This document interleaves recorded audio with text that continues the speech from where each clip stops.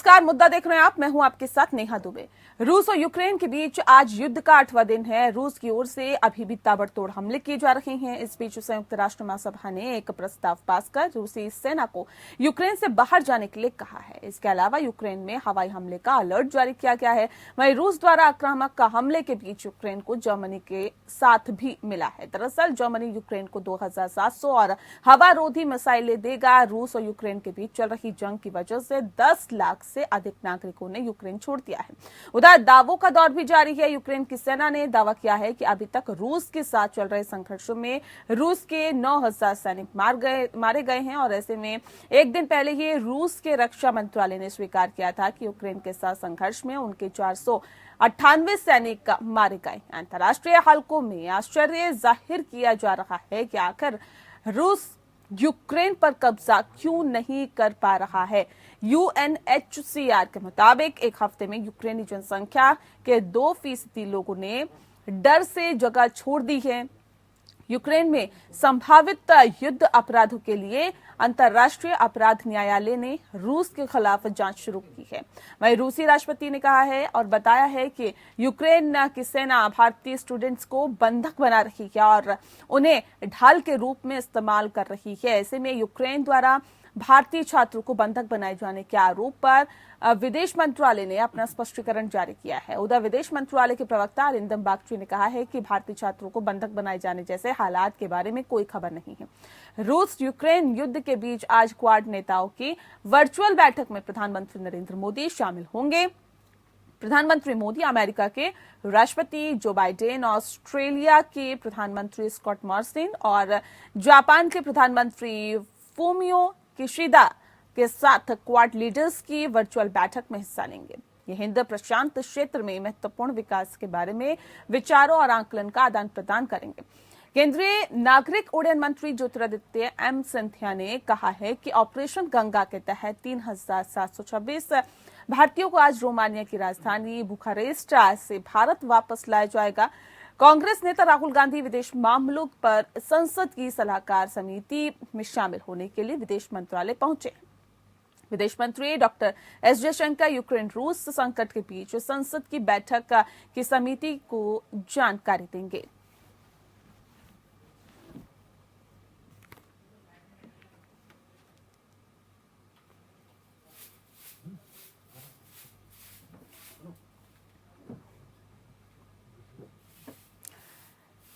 तो यूक्रेन में हालात खराब है और ऐसे में दावों और वादों का दौर भी जारी है। लेकिन इस बीच आपको बता दें कि तमाम चीजें जो निकल के सामने आई है उसमें ये कहा जा रहा है कि कुछ भारतीय छात्रों को बंधक भी बनाया गया है। इस विषय पे आज हम तफसील से चर्चा करेंगे। हमारे साथ खास मेहमान मौजूद है, उनसे आपका परिचय करा देते हैं। इस वक्त हमारे साथ प्रकाश शाह जी हैं, एक्स डिप्लोमेट है। सर, बहुत स्वागत है आपका। साथ ही ब्रिगेडियर विनोद दत्ता जी हमारे साथ है, डिफेंस एक्सपर्ट है। सर, आपका भी बहुत स्वागत है। आपसे जानना चाहेंगे प्रकाश जी, क्योंकि लगता है कि केंद्र अब विपक्ष को यूक्रेन नीति में साथ लेकर चलने की कोशिश कर रहा है। ये एक अच्छी पहल के तौर पर क्या आप देखते हैं? फिर से बताइए, सुनाई नहीं पड़ा। सर, जिस तरह से अब जो केंद्र है एक बैठक भी की है और अब बैठक करने की और कोशिश की जा रही है, लगता है केंद्र जो है अब विपक्ष को यूक्रेन की नीति में साथ लेकर चलने की कोशिश कर रहा है। क्या आप इसे अच्छी पहल मानते हैं? क्योंकि विश्व तो मोदी की तरफ देख ही रहा है। अमेरिका के जो प्रधान है उन्होंने भी बातचीत की, जो बाइडेन ने प्रधानमंत्री नरेंद्र मोदी से, और साथ ही साथ रूस के जो राष्ट्रपति है व्लादिमीर पुतिन, उन्होंने भी हालात के बारे में जानकारी दी। पूरा विश्व क्या प्रधानमंत्री नरेंद्र मोदी की तरफ देख रहा है और क्या केंद्र सरकार अब विपक्ष को अपने साथ लेकर चलना चाहती है यूक्रेन नीति को मद्देनजर रखते हुए? देखिए, ये जो है वो पूरा प्रॉब्लम है हिंदुस्तान का, भारत का। ऐसा नहीं है कि ये पार्टी का प्रॉब्लम है। तो भारत का प्रॉब्लम जो इसीलिए है, तो उसमें भारत में झगड़ा नहीं होना चाहिए। और जो भी दुनिया भर के लोग बता रहे हैं जैसे डेवलपमेंट्स हो रहे हैं, उसमें मोदी साहब की प्रॉब्लम ये है कि उन्होंने सोचा हुआ है कि एक साथ में ऑपोजिशन पार्टी को लेके एक देश की नीति बनानी चाहिए। तो इसीलिए उन्होंने ये सोचा है कि देश के साथ ऑपोजिशन पार्टीज जो अभी तक क्रिटिसाइज कर रही है, उन्होंने साथ में लेके ये जो पॉलिसी है वो पॉलिसी बनानी चाहिए। तो इसीलिए मोदी साहब है वो देश के साथ एक देश के ऑपोजिशन के साथ एक मीटिंग करके उसके साथ ये पॉलिसी बनाना चाहते हैं। और ये बहुत महत्वपूर्ण भी अपने आप में हो जाता है, क्योंकि जब अंतर्राष्ट्रीय मुद्दा कोई होता है तो उसमें एकजुटता दिखानी बहुत जरूरी हो जाती है।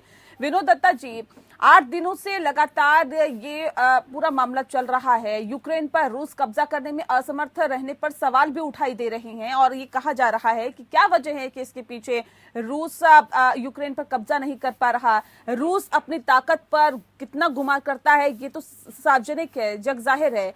रूस के सैनिक भी कई हताहत हो गए हैं। सबसे महत्वपूर्ण सवाल यही कि आखिर क्या वजह है कि रूस अभी तक यूक्रेन पर कब्जा नहीं कर पा रहा। पिछले 8 दिनों से जंग लगातार जारी है।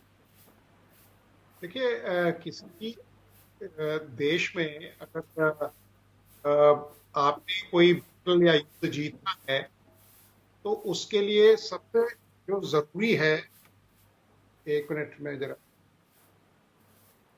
या उसके लिए ये बहुत जरूरी है कि जो लोकल सपोर्ट है वो होना चाहिए।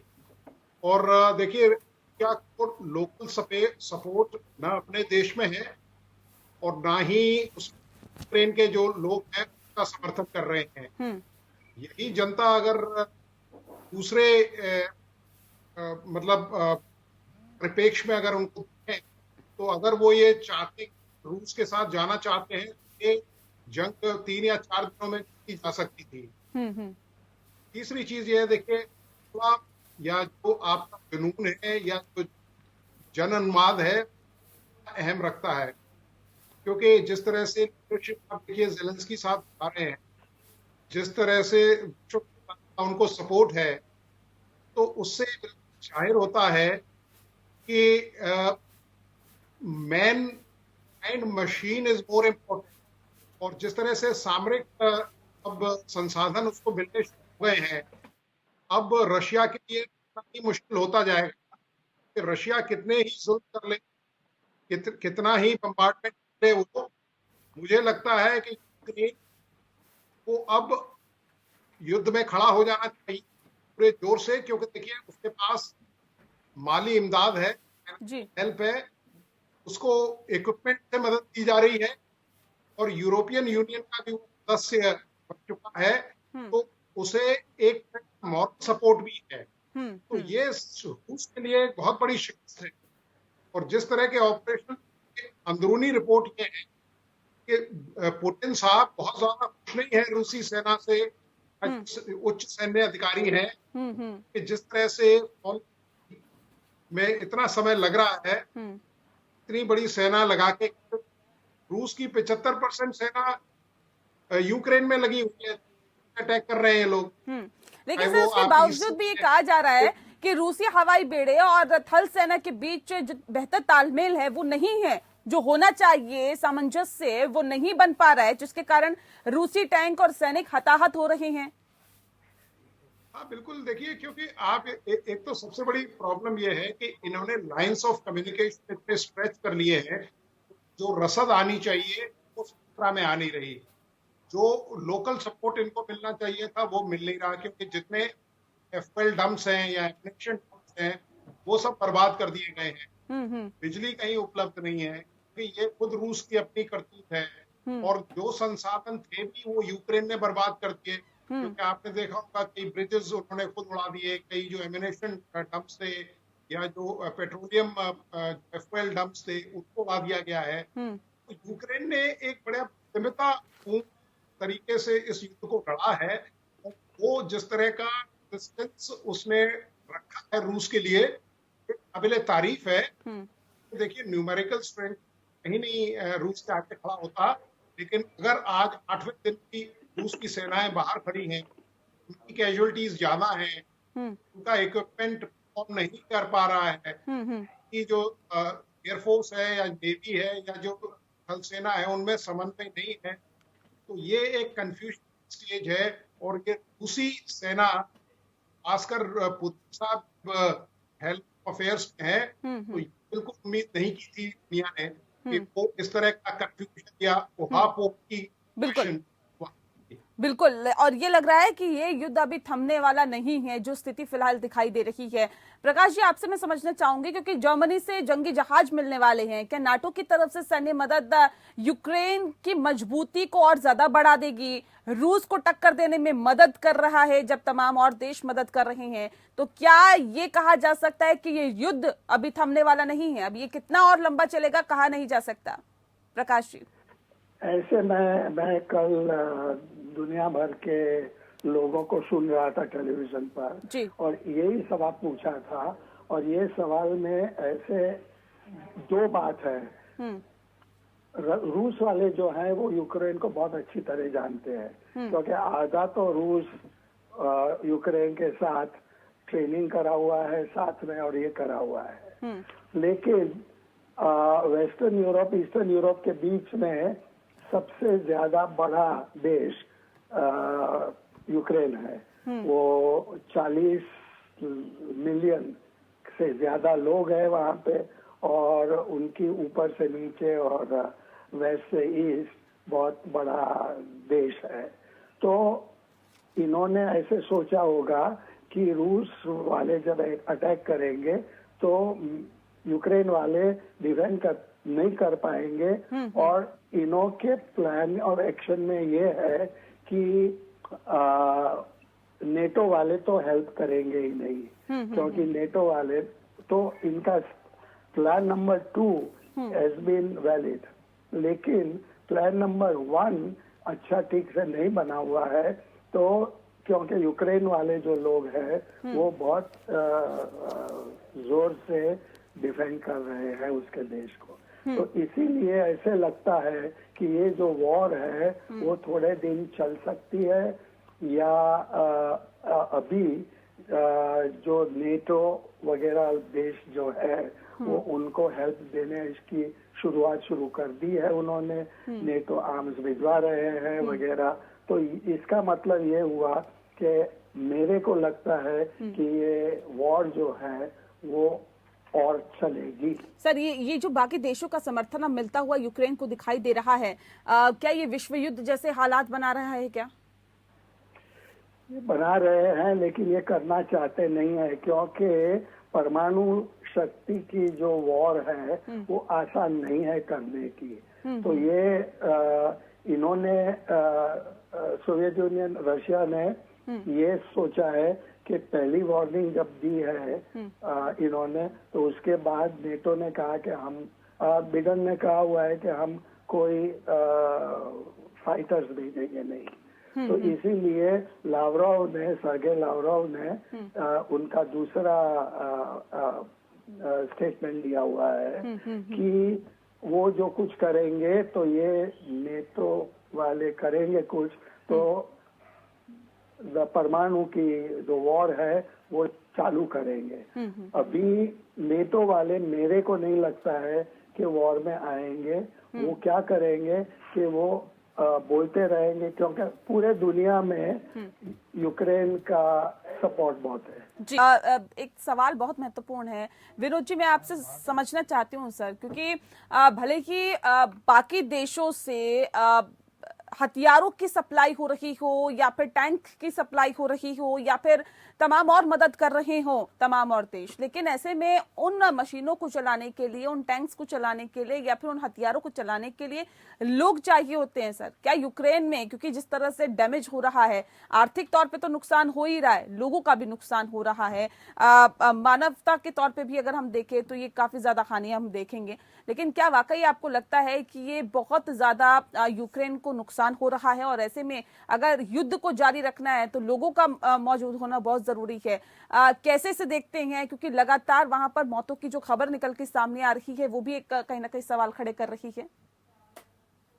देखिए, यूक्रेन पे प्रेशर चौतरफा है, क्योंकि आपने बड़ा अच्छा सवाल रेज किया कि जिस तरह से कैजुअलिटीज हो रही, जिस तरह से उसकी आर्मी में जो बैटल कैजुअलिटीज हो रही है, उससे जो उसका डिफेंस पोटेंशियल है वो डेन्यूट होता जा रहा है दिन के दिन। और क्योंकि देखिए बाहर की कंट्रीज का अगर कोई इक्विपमेंट आता है तो उसके ऊपर सैनिकों को ट्रेनिंग देनी होगी, उनके साथ उनको फैमिलियराइजेशन कराना होगा और तभी वो इफेक्टिवली उस इक्विपमेंट को इस्तेमाल कर सकते हैं। क्योंकि जब तक आप फैमिलियर नहीं होंगे आप उस इक्विपमेंट को या उस हथियार को पूरा एक्सप्लॉइट नहीं कर सकते। तो ये एक बहुत बड़ी समस्या और चैलेंज है यूक्रेन के लिए। रही बात जो हमारा आपने कहा कि भाई इस तरह से मोरल फैक्टर जो है यूक्रेन के साथ, वो एक बहुत बड़ा फैक्टर है। तो उनको चाहिए कि अंदर अपनी जो जो यूथ है या जो मिलिशिया है जी जी। या जिस तरह के ऑक्सिलरी फोर्सेस है की इंटरनल ट्रेनिंग देनी चाहिए, जिसको बेसिक नॉलेज हो लोगों के पास, वो उससे ऑपरेशंस में उनको चाहिए, उनको ऐसी लेस थ्रेटेंड एरिया है वहां उनको लगाना चाहिए। और जो लाइकली अप्रोचेस हैं जो रूस की, वहां पे उनको जो अपने रेगुलर हैं उनको लगाना जी चाहिए। सर, और एक चीज और महत्वपूर्ण यहाँ पे बन जाती है विनोद जी, क्योंकि रूस की तरफ से कहा गया कि हम लोगों को डैमेज नहीं कर रहे, लोगों को नहीं मार रहे, जनहानि नहीं होगी। लेकिन जब लोग ही हथियार लेकर सड़कों पर उतर रहे हैं या फिर लोग ही मिलिट्री का कहीं ना कहीं सैनिकों का रूप धारण कर रहे हैं, तो ऐसे में तो एक बड़ा कहीं ना कहीं प्लस पॉइंट है रूस के पास कि देखिए इनके पास हथियार है, ये सैनिकों के तौर पर उतर रहे हैं सड़क पर, इसलिए हम इनको मार रहे हैं। तो यानी कि अब तो ये कहा जा सकता है कि जो जनहानि है वो ज्यादा हो सकती है जब ये कंडीशन आ गई है यूक्रेन के सामने। तो बिल्कुल देखिए इस बात में तो मैं रूस से बात ये हो रही है कि यूक्रेन में प्रकाश जी, मैं आती हूँ आपके पास, विनोद जी से सवाल था, फिर मैं आती हूँ आपके पास। जी ओके। देखिए आपने बिल्कुल ठीक कहा, ये रूस की मैं इसमें तारीफ करूंगा क्योंकि रशियन जो आर्मी है सिविलियन एरिया टारगेट पर से नहीं कर रही है। क्योंकि अगर जैसा आपने कहा कि अगर सिविलियन ही हथियार उठा लेंगे, तो अगर आप दुश्मन की परिभाषा देखें तो जो वॉरिंग नेशंस हैं जहां से भी फायर आएगा वो रिटेलिएटरी फायर करेंगे, वो जवाबी फायरिंग करेंगे या जवाबी हमला करेंगे। तो उसमें उनको नहीं पता है कि ये सैनिक था या असैनिक था। दूसरी चीज देखिए, अब हाई राइज की ये जो लड़ाई है वो बिल्ट एरिया की होती जा रही है, रिहायशी एरिया की लड़ाई होती जा रही है। और इन्होंने क्या किया है कि सैनिकों ने अपने मोर्चे हाई राइज बिल्डिंग्स में ले लिए हैं, तो जो असैनिक हैं उन्होंने मोलोटोव कॉकटेल या इस तरह के जो पेट्रोलियम बॉम्ब्स हैं वो बना लिए हैं या मिसाइल बना जी लिए हैं। जी। अगर इस तरह का हमला रशियन आर्मी पे होता है, पास कोई और विकल्प नहीं बचता, नहीं बचता। वो उन्हें उनको जहां से अटैक आ रहा है रिटेलिएट करना पड़ेगा। ठीक है। और उसके वजह से वहां जो डैमेज है या जो सिविलियन कैजुअलिटी है वो यकीनन बढ़ेंगी। बिल्कुल प्रकाश जी, एक बहुत महत्वपूर्ण सवाल ये भी है क्योंकि यूक्रेन के द्वारा भारतीय छात्रों को बंधक रखने के रूस के आरोप को भारत ने नकारते हुए कूटनीतिक सूझबूझ जो दिखाई है, उसे आप किस तरह से देखते हैं?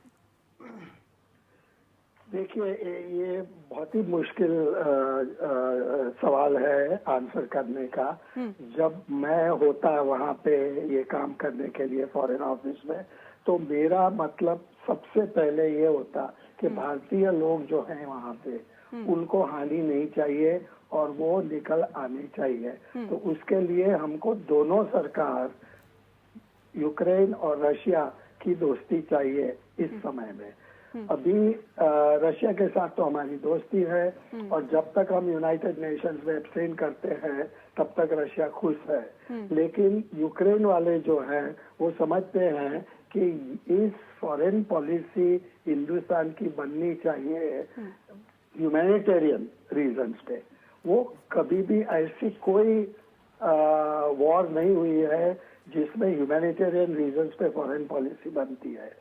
फॉरेन पॉलिसी बनती है जैसे देश को हानि नहीं चाहिए, देश के लोगों को हानि नहीं करनी है, इसीलिए फॉरेन पॉलिसी बनती है। तो जब ये वॉर हो गई तब हमको पता चला कि 20,000 से ज्यादा स्टूडेंट्स वहाँ पे है। तो हमको हमारी जो पहली उसमें ऑब्जेक्टिव है वो ये है कि इन लोगों को सबको बाहर निकालना चाहिए। अब दूसरी बात ये है कि ऐसी कोई वॉर नहीं होती है जिसमें ऑर्डिनरी आदमी मरता नहीं है। 20,000 बड़ी चीज होती है और उसमें हिंदुस्तानी बिल्कुल, मरने हिंदुस्तान वाले की हैं। सरकार वाकई ये पूरी कोशिश कर रही है कि सभी छात्रों को वापस लाया जा सके, लेकिन प्रकाश जी, शांति वार्ता लगातार क्यों बेनतीजा हो रही है? क्या वजह इसके पीछे मानते हैं? क्योंकि लगातार वार्ता की टेबल पर दोनों देश आते हैं, लेकिन एक समाधान की तरफ कोई नहीं बढ़ता। सवाल दूसरा ये भी है कि क्वाड की क्या भूमिका इसमें हो सकती है? अब देखिए, इसमें समाधान नहीं हो सकता है जब तक वेस्ट यूक्रेन को कहेंगे कि हम आपके पीछे हैं, आपके साथ है, लेकिन वो फोर्सेस नहीं भेजते। तो यूक्रेन ये सोच रहा है कि जब नेटो का और अमेरिका के फोर्सेस आएंगे तो वो जीतने की उसके पर रहेंगे, लेकिन ऐसा नहीं हो रहा है क्योंकि बिडेन ने ये कह दिया है उनको कि वो कभी वो उनको टैंक्स वगैरह भेजेंगे, मिसाइल्स भेजेंगे, इक्विपमेंट भेजेंगे, लेकिन उनके साथ साथ वो लड़ेंगे नहीं। इनका मतलब ये है कि अफगानिस्तान हुआ, इराक हुआ, इसके बाद अमेरिकन मरने को कोई तैयार है नहीं दूसरे के लिए। तो अभी ये हो रहा है कब तक यूक्रेन वाले डिफेंस करेंगे उसके ऊपर डिपेंड करता है कि यूक्रेन के साथ ये लड़ाई कितने दिनों चलेगी, 2 दिन, 4 दिन, 6 दिन, 8 दिन या 2 हफ्ते, चलिए कहाँ तक वो जा सकते हैं। और 40 मिलियन लोग कोई छोटी चीज नहीं होती है। बिल्कुल बिल्कुल, चलिए बहुत शुक्रिया सर आप दोनों का, विनोद जी आपका भी और प्रकाश जी आपका भी बहुत शुक्रिया हमारे साथ मुद्दा में जुड़ने के लिए। तो जाहिर तौर पे कहा जा सकता है कि यूक्रेन अभी भी घुटने टेकने को तैयार नहीं है और वो लगातार लड़ रहा है। रूस जाहिर तौर पे उसको भी नुकसान हो रहा है, आर्थिक तौर पे भी अगर हम कहें या फिर सैनिकों के मद्देनजर भी कहें तो भी उन्हें नुकसान होता हुआ दिखाई दे रहा है। लेकिन अब कैसे शांति की तरफ ये दोनों देश आगे बढ़ेंगे या बढ़ते भी है या फिर नहीं, ये वाकई देखने वाली बात होगी। मुद्दा में इतना ही, नमस्कार।